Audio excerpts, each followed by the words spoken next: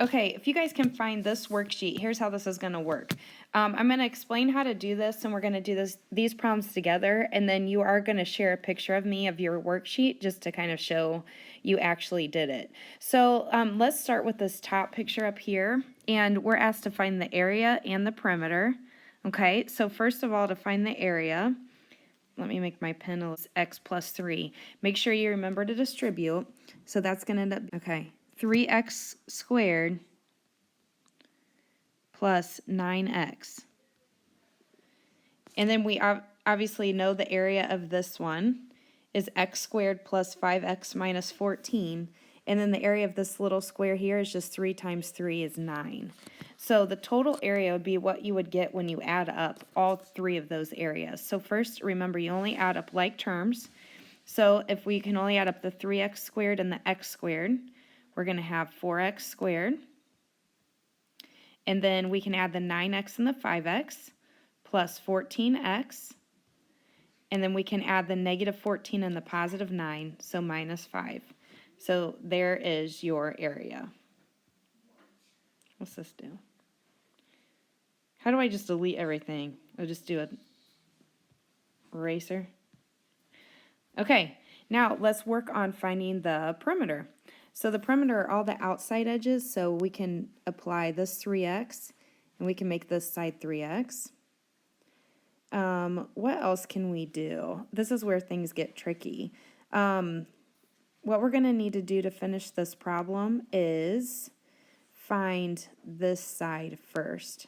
So if we know the area is x squared plus 5x minus 14, and we know that one of the sides is x minus 2, what is the missing side? So this is like factoring. We know x times x gives us our x squared, and we know that negative 2 times what equals negative 14, and that would be positive 7. Let's double check our outside and inside.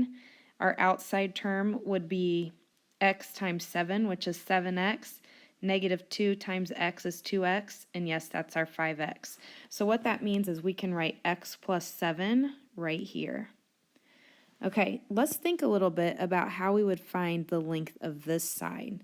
If we know x plus 7 is on the bottom, and we know this side is x plus 3, does it make sense that these top two red sides add up to x plus 7? So if we already have an x plus 3, the only thing missing here is the number 4. Okay, let me change colors, and let's think about this little side right here. If you would think of an addition problem, this green and these two greens add up together. So we would have, let me write down here, x minus 2, and you subtract 3. You would be left with x minus 5.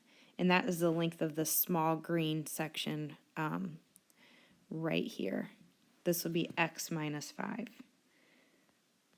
And then we can't forget to label the last part of our little square as a 3. So you should have all the information now that you need for the perimeter. So add up all the outside edges, and you still will need to tell me the answer of the perimeter. Hopefully you guys can write smaller and so you can fit all this on your page, but I'm going to keep on erasing as we go.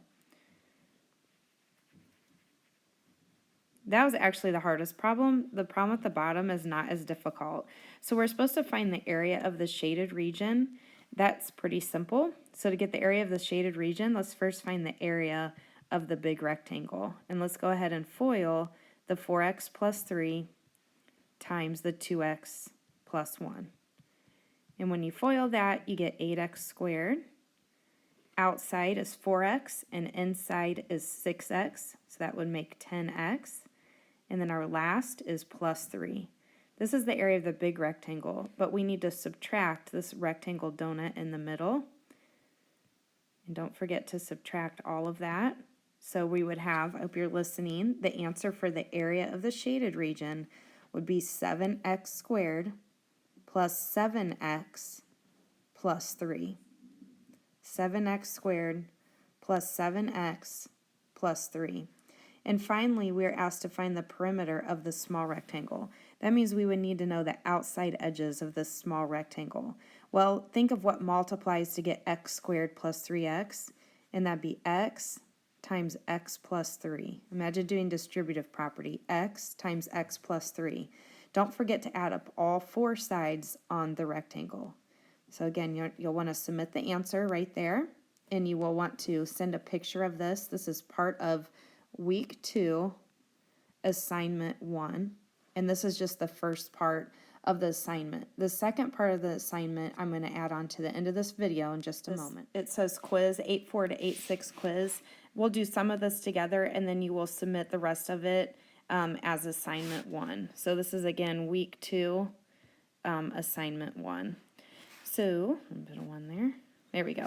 All right, so it says simplify using the FOIL method. Remember for questions 1 and 2, if you see 6x minus 1 squared, that means 6x plus 1 times 6x plus 1. And then you have to remember to do all 4 arrows. If you like the arrow method, go ahead and do that method. And if you like to make the box, you can make the box. I'm going to go ahead and do the arrow method. So 6x times 6x is 36x squared. 6x times 1 is 6x. Your middle terms are 6x, and then your last is plus 1. So your answer to number 1 is 36x squared plus 12x. What in the heck? Why did this show up? Okay, plus 12x plus 1. All right, so hopefully you can finish number 2 there pretty easily. Number 3, you can do the FOIL method or whatever method you like. I want to do questions 4 and 5 with you just because you might see 18 squared and type it in on your calculator, which is fine. But I want to show you how you can do this using the FOIL method. So we know 18 is the same as 10 plus 8, and since it's squared, we write it out twice. Now let's do first, outside, inside, last. First, 100. 10 times 10 is 100. Outside, 10 times 8 is 80. Inside, 8 times 10 is also 80. And then last is 8 times 8. Ooh, what the heck is that? Which is plus 64. Okay, and then if you add up all those numbers, it'd be 100 plus 80 plus 80 plus 64, which I believe is 364. All right, number 5, we could get this answer by doing FOIL again. Instead of 29, what if we wrote 30 minus 1?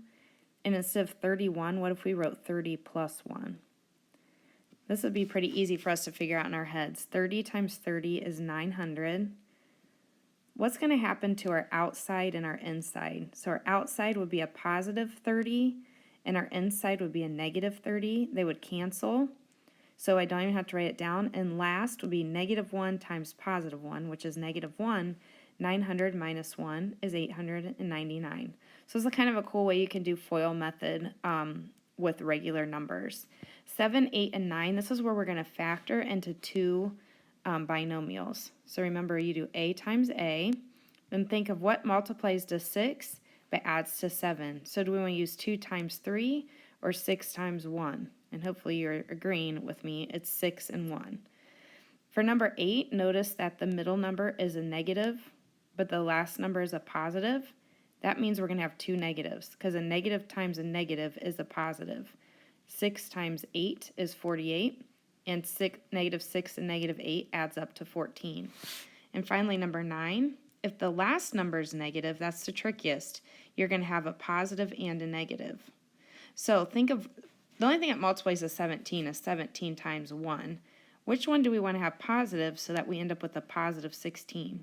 We want the 17 positive and the 1 negative. All right, and finally, here's the bottom of that worksheet. We'll do a lot of these together, and so anything not done, you'll just finish and submit. And again, just send me a picture of this when you're finished. So how about we do number 10, 14, 18, and 16.